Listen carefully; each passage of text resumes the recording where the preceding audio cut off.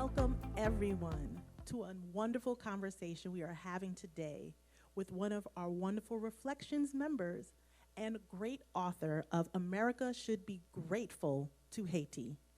Don't believe the lie. When you see people of color, see pride. Author, Brother Roger Persaud. Welcome, Roger Persaud. I'm so grateful, Brother Persaud, for you to be here with us today and to talk a little bit about the power behind this book, the purpose behind this book that you've written, and hopefully we'll get this into the hands of so many people after this conversation. So let's just start off talking about what motivated you to write this book. Thank you, Dr. Disnes St. Leger. These stories have been with me for a long time. I've known them, and nobody was telling them. And then one day in 2016, my son Trevon came home from school, and we were discussing what he learned in school, and he said they told him that slaves come from Africa. I said, okay, I got to write my book. And that's the beginning of my idea to put these stories into a book. So since 2016, you had a mindset of what you wanted to accomplish. Now that the book is ready to be in the hands of people to read, what is it that you want to accomplish with this text? We're in a church setting, and we know that we were created in truth, beauty, and righteousness, but we were corrupted. We won't get into how we were corrupted, but we were corrupted. Now, if we can get the education into the masses of the truth of our history, I think we can solve some problems. One of the reasons racism persists is not just because of racism. It is because of the dehumanization of indigenous and African peoples. Lies were fabricated so that this dehumanization could take place. We've got to correct that narrative. It's been something that's happening more and more today as far as correcting history or showing a fuller sense of history. So as an individual reads this book, what do you want them specifically to be able to know and then be able to do after reading it? Well, there are two audiences. One is young adult people of color. I want to instill a pride in them because we have a fantastic history that did not start in 1619. We've got a history that goes back before Christ, 2000 BC. We've got a tremendous history. And also, for other people, not people of color, to learn that black people have worth. We need to talk about African civilizations and contributions that Africans have made to this planet. So if you can tell the audience just a brief understanding of the root of this book, what would you tell them in like a snippet for them to truly have an understanding of what they're going to be reading when they pick it up? Well, the name of the book is America Should Be Grateful to Haiti. And America specifically should be grateful to Haiti because if Toussaint Louverture's revolution was not successful, America would not be what it is today. I know this from my own history, from my own family history, from my own background. A lot of people think of Toussaint Louverture and they think of Haiti in a negative sense. So how does this book really set the proper stage? Haiti was punished for its actions. You have to realize this is the first black slave revolt. This is 1791. This is the age of revolution. This is after the French Revolution, the American Revolution, and this is now a revolt by captive Africans. And you got to realize these people did not beat their local captives. They beat their local capturers. They beat the imported French. Then they beat a huge British force, 55,000 soldiers over 5 years, spending $10 million. And they lost. Then Napoleon sent in his troops, the largest expedition ever to set sail from France, and Toussaint and his army beat them all. This story inspired me as a teenager, and I could not believe that it's not more widely told. I know you're a man of faith. I know that you're guided by that from our time since my first day meeting you. One of my questions I have, and I think the audience would like to know, is how did faith play into you writing this story? One of the people prominent in this story is Christopher Columbus. Christopher Columbus believed, he truly believed, that God put him on a mission to spread the gospel. Not only that, Toussaint himself was raised by a man of faith, not his father. He had a teacher named Pierre Baptiste, who was a freedman and a learned man. And he taught Toussaint about the faith.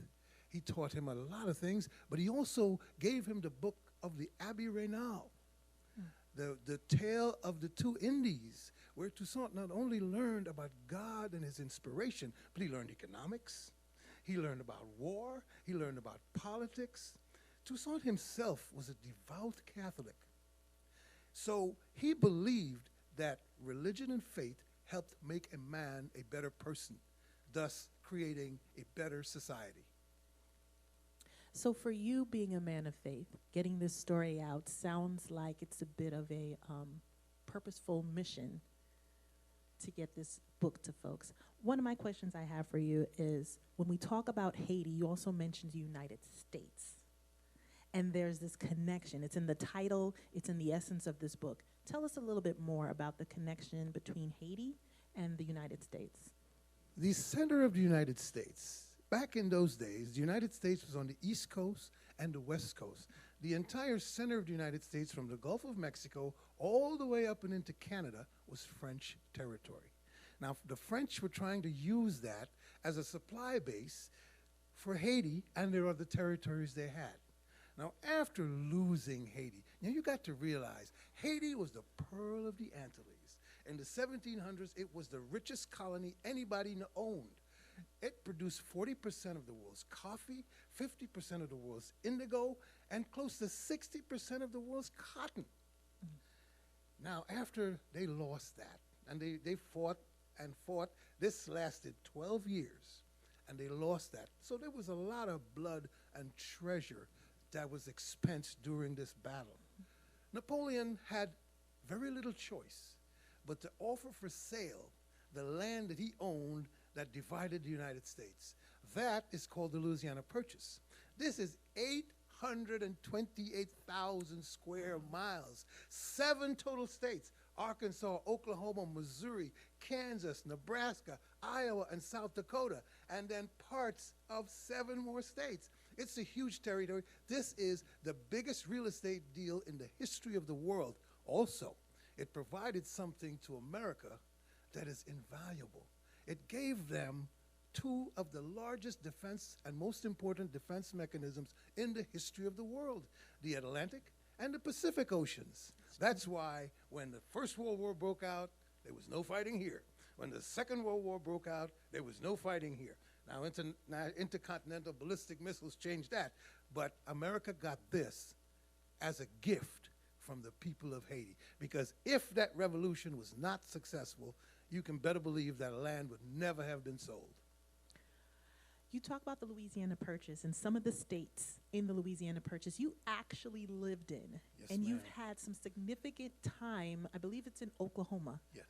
And in your book, I believe you also talk about some of the other things that have happened as far as African Americans. You touch on Oklahoma. Can you talk a little bit about your history there, your time there, and what that meant to you? Yes, you have to understand that when somebody conquers a land or buys a land, there are people there. There are people in there. There are lives going on. There were the people, some of the people were there in 700 BC. There were Africans there. There's a lot of questions as to how these Africans got there. We're going to touch a little bit about that in the book, but I want to talk about the situation these Africans found and took advantage of. Mm-hmm. They lived in this area because it was not part of the United States, and they could not be enslaved. So that's why they gathered there. Now, in Oklahoma specifically, in northeast Oklahoma, a group of Africans with Indians gathered, and they did business with the outlaws, they did business with the Indians, and they did business with the Underground Railroad. And these people got rich. Now, when Oklahoma became a state, by the way, as a little tidbit, Oklahoma is called the Sooner State because the white people came in sooner than they should have. There was a specific date, and they came in earlier. That's why it's a Sooner State. But when they came in, the people that came in had no choice but to do business with these guys that were already there. And these guys prospered. They grew, they developed.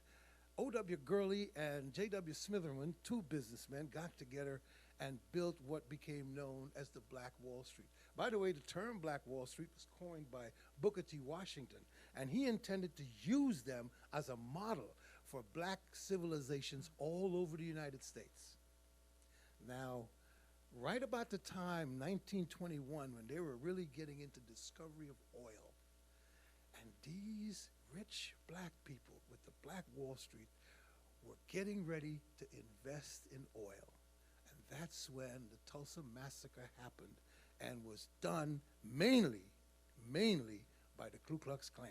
Then I cover the Osage Indians, one of my favorite sets of people.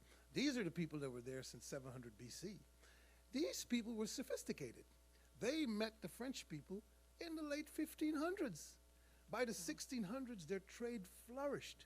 They were the best furriers south of the Canadian border. The French people loved doing business with them. These people actually traveled to Europe before 1776. Wow. They went to the museums in Europe. They brought back European furniture. Their women wore silk brocades. When Lewis and Clark met the Osage Indians during the expedition of discovery, he said, these people are awesome. And he told Thomas Jefferson to invite him to the White House. And he did. They were invited to the White House not once, but twice. So when we look about the Louisiana Purchase and we look about the history within that purchase and the connections to Haiti, outside of your book, can you tell me where'd you get your information from? Like, how did you create this book for this history to be told? Well, I was in a class in 1980, and the professor, Dr. Manis, I'll use his name, he's my friend, was teaching about the Louisiana Purchase. And after everybody was done speaking, I stood up and I said, Dr. Manis, how can you talk about the Louisiana Purchase and not talk about the Haitian Revolution? And everybody in the class looked, Haiti? Haiti? What's Haiti got to do with anything? And he told them, shut up, let him speak. And I spoke. This is never connected in all the teaching of American history. This is deliberate. This is deliberate because of what they wanted to do to Haiti. Now, Thomas Jefferson loved Haiti in 1793. Oh, he loved it. He talked about people fighting for freedom. He loved it. But by 1804, he hated them. Frederick Douglass said, they're punishing Haiti because it's black. And that's the truth. And, you know, a lot of people don't realize that the French, after now, the revolution, the independence was in 1804. 21 years later, the French came back with the blessings of all the powers in the world, surrounded the island with gunboats, and forced Haiti to pay reparations for the 200,000 lives that were lost because they considered those 200,000 black people property. And Haiti paid that debt until 1947. By the way, the United States did not just stand by. They actually got involved. They sort of paid off the debt. We don't know the truth about that deal. But then Haiti just got another master to pay. And the United States actually took control of the Haitian economy for 19 years until that debt was paid. That debt, this action, this attitude is what makes Haiti the most impoverished nation in the Western Hemisphere. Telling the truth matters. Absolutely. It does. And I think your book does an amazing job at doing that. And I cannot wait to get my hands on the full copy. The pieces that I've read, folks, have been absolutely amazing. The excerpts that Brother Persaud has shared with me. So I am looking forward to everyone getting an opportunity for this book. Brother Persaud, how can people get their hands on this book to read for themselves the truth about Haiti and the United States? Right now, the book is only available for pre-order, and pre-orders are available at rogerpersaud.com. You can go to rogerpersaud.com and order your copy, and you will receive a signed copy by me in about 2 or 3 weeks. So we're on the cutting edge of this book being released into the hands of folks to get the truth. As you heard, you can get your pre-order at rogerpersaud.com. This is where you go, and Brother Persaud will sign your copy. So be prepared to have a personalized copy and a true understanding of the truth that we all need to know about in regards to Haiti, the United States, and so many other things about our ancestry when we think about how the world works and what they've done to an amazing country to label it impoverished, to label it something that it is not. So get the truth. Get the truth. And Brother Persaud, I thank you so much for bringing the truth. I thank you so much for writing this book, for staying true to something that you know was in your heart to do, and keeping the faith to get it in print and in the hands of people. Thank you so much for joining us today. Brother Persaud, thank you for sharing a little bit about what they will get in the book. And you all, please make sure you go and get your copy. Brother Persaud, thank you. Everyone, thank you.